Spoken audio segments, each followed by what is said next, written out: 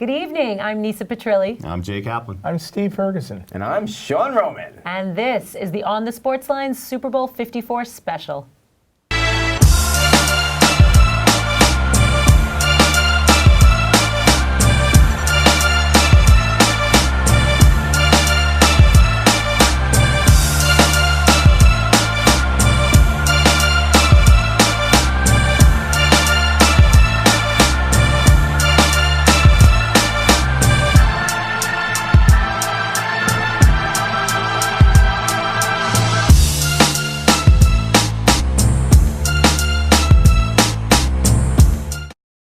The Super Bowl is always pro football's biggest event, even more so when it caps the season-long celebration of the NFL's 100th season. Tonight, we'll look at players and keys for the Chiefs and 49ers as they prepare for the 54th edition of the big game, along with our usual predictions.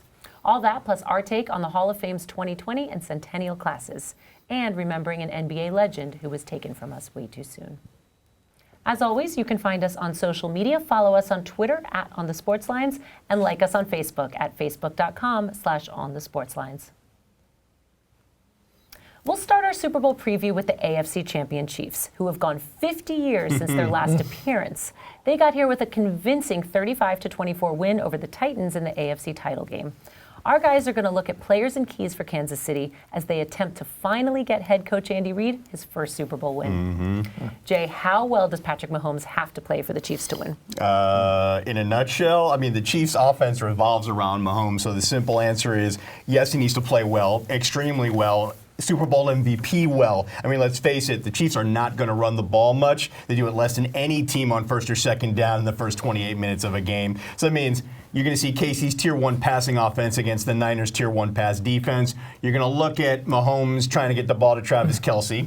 Duh. Yeah. I mean, completed 70% of his passes to the tight end, almost 10 yards an attempt. Despite, and they're going to go at it, despite San Francisco being number 2 in pass defense efficiency against tight ends. You're going to see a healthy dose of screens from Andy Reid, who just loves to design those and try and slow down the 49ers pass rush. And look, if they can't get to Mahomes, I mean, he was only sacked on 3% of his dropbacks. Kansas City's going to do what it does best, which is beat everybody downfield. I mean, Mahomes, number 2 downfield completions, 20 yards or more in the air. And he's got guys like Tyreek Hill, Sammy Watkins, Demarcus Robinson, or McCole Hardman who can take the top off of defense. And the Niners are not great against the deep ball, so expect to see Mahomes and Reid utilize like wheel post route concepts to clear a zone defender out, so the second guy can come in behind him on that cover 3. Bottom line is this, guys: ball's in, and the game is in Mahomes' hands for KC. If he has time to make these plays, either on schedule or off, 49ers are in for a long day. Yep. So, Steve, what's the Chiefs' defensive game plan? Well, I think the Chiefs' defensive plan, they've got to find a way to slow down Raheem Mostert. Yeah. He has been incredible. It's hard to believe the Jets actually had this guy all the time. Who knew? He's been on 6 teams, and he's become a superstar at the 49ers. I think the other thing they have to do, they have to find a way to force Jimmy Garoppolo out of the pocket. This guy makes probably the least amount of throws of any quarterback in the league, but with his rifle arm and ability to get out of the pocket, he can be very dangerous. And I think that's something they have to watch for. Sean, what player on offense or defense needs to have a big game for the Chiefs to win? Okay, once every year or two, I try to impart the importance of the offensive line in football. Yes, you do. They have no name recognition. Unless it's a guy like Richie Incognito. For all the wrong reasons. So I'm going to go with the 5 members of the Chiefs' offensive line. You don't know their names, but know this. They've played all 129 offensive snaps of the playoffs together as a unit. That's impressive. Wow, So they're healthy and they're coordinated. And, they do this little trick that I'm sure is Andy Reid's brain product. Mahomes does a fake handoff to Damian Williams, and then they get Damian Williams blocking. It frees up Mahomes or some of the receivers. It's helped a lot. I mean, over the playoff games, which they had at home, a complete advantage, they basically gave up 2 quarterback sacks. And there was 1 sack where the wide receiver had the ball, and they counted that. It was a weird type of play. 1 was a coverage sack. So they're doing excellent. It's just the way they communicate and feed off each other and are really right now because they're healthy. And having a quarterback as agile as Mahomes makes a great offensive line look even more awesome. That's true. Fair enough. Wow. Well, it is time Time to turn our attention to the NFC champion 49ers, who have gone 25 years since their last win. They got here with a 37-20 rout of the Packers in the NFC title game. Our guys are going to look at players and keys for San Francisco as they attempt to join the Steelers and Patriots with 6 Super Bowl titles. Jay, how well does Jimmy Garoppolo have to play for the Niners to win? I think he has to be a factor in some way. Will he have to throw 30 times? Probably not, since we all know the 49ers are not going to suddenly stop being, a run-focused team as long as the score is close. Yeah. But I think Jimmy G will have to make a few plays. We talked about this. 38 rushes, 284 yards against Green Bay. That's 7.5 yards a carry. Steve, you talked about Mostert. 220 yards on 29 totes, which is over 7.5 yards a pop and 4 TDs. They're going to keep running the football to exploit a Kansas City run D that's 28th in efficiency. However, the run defense for Kansas City does stiffen inside the red zone and goal-to-go situations. They are actually number 1 in the NFL in efficiency in that scenario. So I think that's where Garoppolo needs to make some plays to ensure that the 49ers finish their drives with 7s instead of 3s, because as you guys know, you're not going to beat the Chiefs if you're only scoring 3s, because they have a propensity to put up 7s. Mm-hmm. So, look, Jimmy G has shown he can win games with his arm. The game against the Saints in Week 14, 349 yards, 4 TDs, and that 48-46 shootout win. More likely scenarios here is him hitting on a few big plays off another staple of Kyle Shanahan's offense, which is play action. Garoppolo averaged almost 11 yards per attempt on play action, number 2 in the NFL. If he's not running out of play action, it's only 6.1 yards an attempt. But he's got guys like George Kittle and Deebo Samuel who are top 5 in making yards after the catch. So if he can get the ball in their hands, they can make big plays. It's going to come down to this. He can win games with his arms, but the 49ers can't afford to get into a situation where he has to. If they can control things with the zone run play action scheme, then all he has to do is make a few plays here or there, ideally in the red zone, to help put the game away. Yeah. Steve, what's the 49ers' defensive game plan? You know what, Nisa? They have to find a way to hold the Kansas City passing game down, which is almost impossible. It's a vaunted passing game with incredible receivers. They have to be very physical, I think, with Kelsey and Hill. And the way that they do that, they have to knock them off their routes and disrupt them as much as possible. And they've got to find a way somehow to pressure Patrick Mahomes. They have a law firm, these 4 guys, Boza, Armstead, Bruckner, and D4. These guys can definitely get after the quarterback. And if Mahomes does not get good protection, that could be a problem for KC. Yeah, you talk about it. If his timing's off and you disrupt his timing, that can help. It only helped the Niners. Exactly. Sean, what player on offense or defense needs to have a big game for the 49ers to win? Well, I'm looking for the NFL's Rookie of the Year, Nick Bosa. He has had a very impressive season in terms of first 7 games, 7 sacks. 14 out of 16 starts, 47 tackles, 16 for losses, an interception, 2 fumble recoveries. He's really made an impact. Yeah. And, good fortune had him drafted to a team that somehow made the Super Bowl in his first year after just winning, 4 or 5 games the year before? Yeah. That's pretty impressive. The flip side of Jimmy G getting hurt, right? That was a good side. Nick Bosa and D Ford, they're going to complement each other very well, and they have to harass Patrick Mahomes to give themselves a chance. This is a great battle overall. The best offense in the league against, the best, if not one of the best defenses in the league. Yeah, that classic battle. And the battle in the trenches between that Chiefs 5-man O-line and that 4-man rush of the 49ers. Yeah. You don't get a better classic matchup in the trenches than that. For a football game, for people and fans who really like the intricacies, you can watch games within games here. That's why this is one of the Super Bowls where I'm not actually more excited to watch the Puppy Bowl. Really? Wow. Yeah. Sean hasn't said that in a decade. The starting lineups just came out for the Puppy Bowl as well. Me and my daughter will enjoy the Puppy Bowl as well. We knew you couldn't go the whole show without mentioning it, so there you go. I usually forget, and I'm very sad, to be honest. I'm like, I forgot the Puppy Bowl. Not this time. It is a Sean Roman Super Bowl show staple, I will have to say. True. It is. All right, guys. Prediction time. Tell me the following. Who wins Super Bowl 54, the score, and who wins MVP? Sean, start us off. A lot seems to have been leading to this moment. 2 decades in the making, Andy Reid getting that first Super Bowl win. People are rooting for him. Patrick Mahomes, that really rush out of the gate, some really impressive seasons, and now he's poised to take the mantle of a Super Bowl champion. I can't see anything standing in those two's way of winning this game, so I'm going with the Chiefs after the way they just came back from a over 20-point deficit and also played a very game Titans team and got 30 points on them. So I'm thinking the Chiefs are going to win this similar score of around 35-25. Who you guys the game MVP? Well, you'd have to go with Mahomes. I can't think it would be anybody else, to be honest. Copy that. Well, to me, this is going to be an incredible game. In fact, the spread, I believe, is like 1 point. It is one, yes. So that's made my decision that much tougher looking at this also. And I'm rooting for Andy Reid, too, because I think if he gets a Super Bowl win, he'll finally solidify his chance of being in the Hall of Fame. And Mahomes, I mean, he's the best quarterback I've seen of a guy in his third year ever. So I got to go with Kansas City, but I think it's going to be very close. I think Kansas City will win 27-23.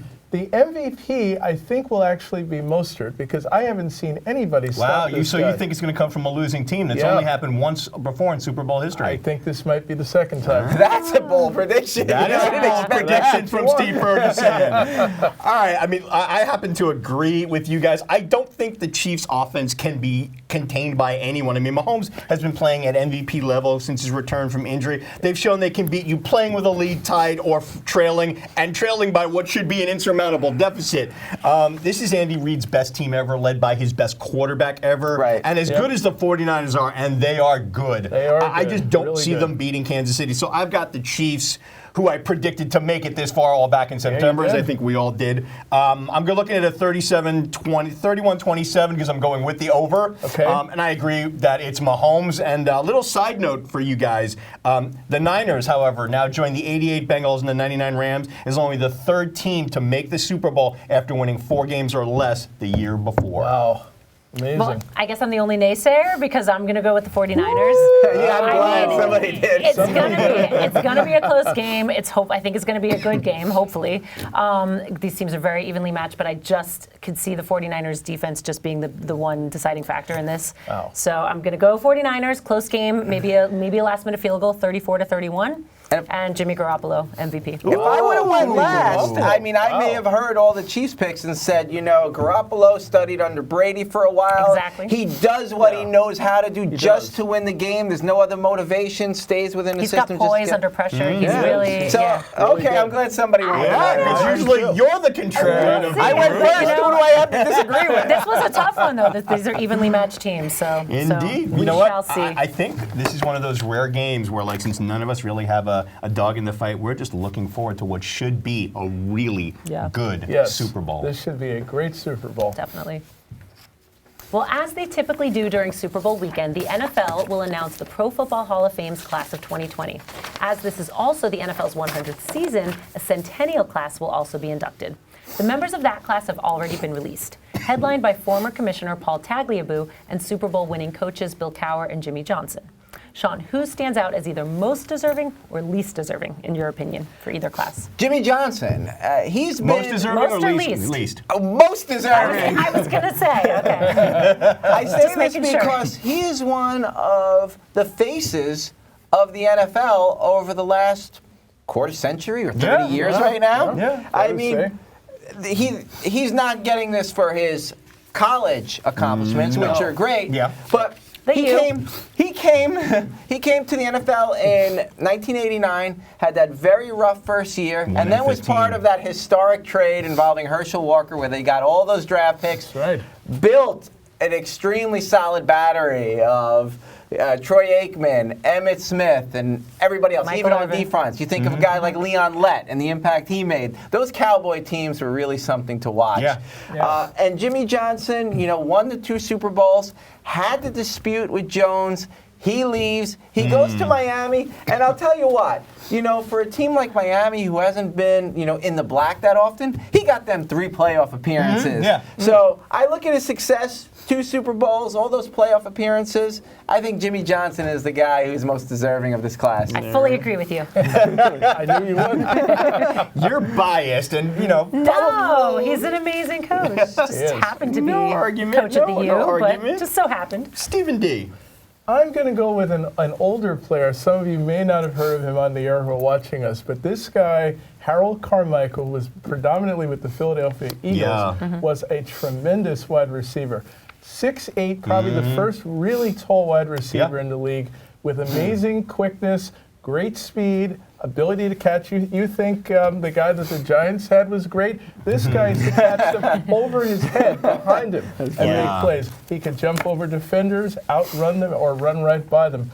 And he was also a 4-time Pro Bowler, 73, 78 through 80, NFL receiving and reception leader 1973, and on the 1970 All-Decade team. Not bad for a 7th-round pick drafted. 7th-round pick? Yep, 161 in the draft. Wow.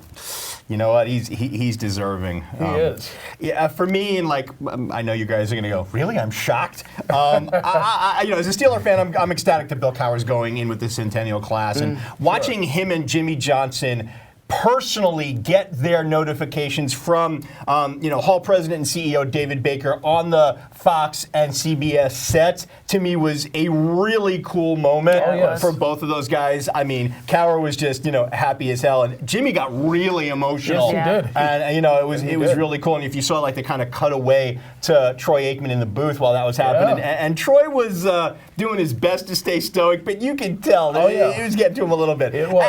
And I'm also happy that Donnie Shell, the strong safety on those dominant defense Super Bowl winning teams of the Steelers in the 70s, is going in. To me, his enshrinement's long overdue. But the player on the final 5 list of the 25 class, final 15 rather, of the 2020 class that I think is most deserving, and he was not selected this year, it's a crime. He's Shell's descendant for the Steelers at strong safety, and that's Troy Polamalu, who roamed and wreaked havoc in the Steelers secondary from 03 to 14. Premier safety of his era. Helped take the Steelers to 7 playoff appearances, 5 division titles, 2 Super Bowl wins. The 2008 AFC Championship game against the Ravens is a classic for us Steeler fans. That 40-yard pick six against Flacco to send the Steelers to the Super Bowl was a signature performance.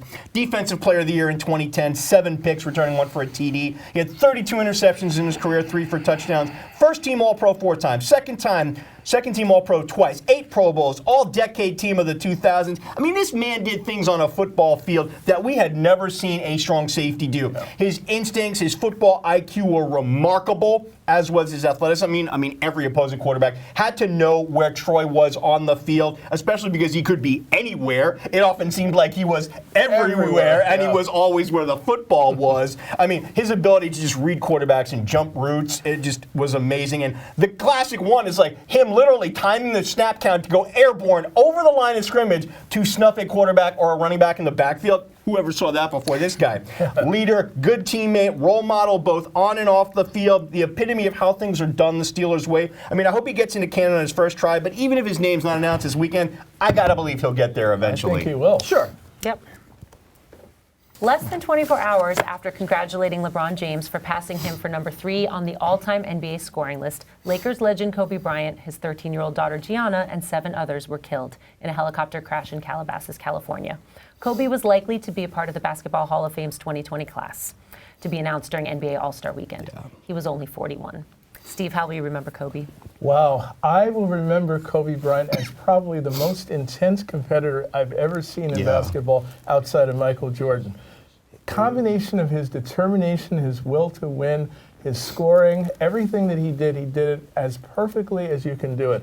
And when you hear the term Mambo mentality, it really speaks to the excellence of the player that he was and how he inspired so many other players to play at their highest level. But an 18-time All-Star and the 2 championships that he won without Shaquille O'Neal, that to me is phenomenal. After he won 3 others and people said he'll never win one without him, and he did it. Not once, but twice. And won the MVP back-to-back years, 2009 and 10. Without Shaq. Without Shaq. Amazing. Yeah, and it's funny, everybody talked about the Mamba mentality and when he gave himself that nickname, but I mean, if you look back over his trajectory, he was exercising Mamba mentality when he was at Lower Merion High School. Yes, he was. Always. I think I have a lot of memories of a player who just comes out of high school, goes to the NBA. I actually took the SAT with a basketball player from Rice called Felipe Lopez. I know him, St. John's guy. He was supposed to be a Kobe Bryant or a LeBron James, but it just didn't work out. You know, and Kobe Bryant was one of those guys where he was 6'6", but he didn't have that imposing presence or strength you see with LeBron James or a Patrick Ewing coming out of Georgetown where you knew he would overpower opponents. So it could have went either way with Kobe Bryant, but it really went the way of his competitiveness, his personality, his success, like you mentioned, with Shaq, and then with a guy like Ron Artest, you know, to win a championship. You know, so I have a lot of memories of him, including, but one thing I want to mention is, here in the East Coast, unless you're an awesome, really diehard basketball fan, I don't watch a lot of West Coast players because of the time difference. I watch the Pistons with Lambeer and Isaiah Thomas because they would have been on at a time I could watch. I watched the Michael Jordans. So I didn't see as much as Kobe as maybe a diehard basketball fan would have. But whenever I did, like when the finals were playing or the playoffs, I saw that. And it lasted all the way up till his final game. I mean, he was retiring at, how old was he when he was 38 or so? Or something? 37, something like right that. there. You know, and to score 60 points. And, you know, I was like, I forget, I think I was listening to it on the radio when it was in the 50s, and it was exciting, and it was just like a marvelous atmosphere. And I always, you know, one other comment, when I heard he died, it really was something in terms of where we are now as a society and how we get information, news organizations beating one another to get out the big information. I mean, people knew about this because it happened at 10 a.m. You know, so people knew, but they had to notify family members. Some local organizations went with it. Some held it. So the notification, once TMZ came out with it, the ball started rolling, and now we're all connected by like text message chains and WhatsApp. And I mean, we had our own text message chain going on that night. One got the information, and then if you think about just how we're all connected and how that followed, a death of this magnitude hasn't affected the general masses in that way, in my memory. You know, in the modern way. I'm trying to compare this to other deaths throughout like history of, you know, famous people. And he was retired, so he didn't have any playing days ahead of him. That aspect, his major career was done. So I think of a John Lennon, where he's Beatles, he was done Michael with Jackson, maybe. Michael Jackson was another one. Michael Jackson. I mean, Thurman Munson was local. That's the one that a lot of people bring up. I was thinking of that as well for how it affected people. But then, you know, I saw in how it affected people in LA. They had the Grammys that night. They all went like they did when John Lennon died to Strawberry Fields in New York. There, and he was in his 40s, they went to LA Staples Center to be together, to gather around, to see what was going on, but they felt like they had to go somewhere and be somewhere because, you know, they were just moved in that way. And I haven't seen that with a lot of people, so he touched a tremendous amount of people in ways I don't even think he expected. Yeah, agreed. I mean, and if you think about it, I mean, it's even more surreal because if you think about it, the night before, we were all on his text chain that we have talking about how, you know, LeBron passing him for number 3 on the all-time scoring list, and talking about how, you know, they were, you know, the bromance between the two of them, and talking about how they were, you know, so showing so much love and respect for each other, and it's not even 24 hours later. It was just utterly ridiculous. But I mean, for those of you who stick around, you know, for when the show closes, you know, and you watch the credits, you know that besides sitting here on this set, you know, that providing you guys analysis and opinion with you guys, I'm also the show's writer. So the words that Nisa spoke to intro this segment are my words, and I got to tell you, they were some of the toughest words I have ever had to write, and even now, days later, I'm still trying to wrap my head around the fact that Kobe's gone. I'll remember a teenager from Lower Merion, PA, son of an NBA player, who was driven to be the best at his craft. He had the drive, the desire, the work ethic to go with that prodigious talent. I'll remember the Black Mamba, who was flat out an assassin on the court, who won 3 titles with Shaq and then proved to the NBA and the world that he could do it on his own by winning the 2 more after the big fella left. I'll remember the Kobe who scored 81 points in his prime. And then 60, like you said, Sean, in his last game when he was past it. I mean, the guy who was the leader with LeBron of the 2008 Redeem team that brought the gold back to the USA. A guy who became less of an assassin of younger players on the court, more of a mentor of them off it. Guys like LeBron, Kyrie, Spencer Dinwiddie, Trae Young, generation of kids who grew up idolizing him. I'll remember the guy who in his retirement won an Academy Award. was right. a doting father to his daughters, especially Gianna, who let everybody know Kobe didn't need no son to carry on his legacy. I got this. Yes. You know, and years from now, I will remember that Amazing. our arena, Madison Square Garden, hosting the Knicks and the Nets, lit up in purple and gold with Kobe's face on the marquee, and both teams took 24-second violations to start the game in honor of number 24. Beautiful. He will be missed. Yes. Well, that is our show. Before we leave you tonight, we are going to take a moment of silence to remember Kobe Bryant.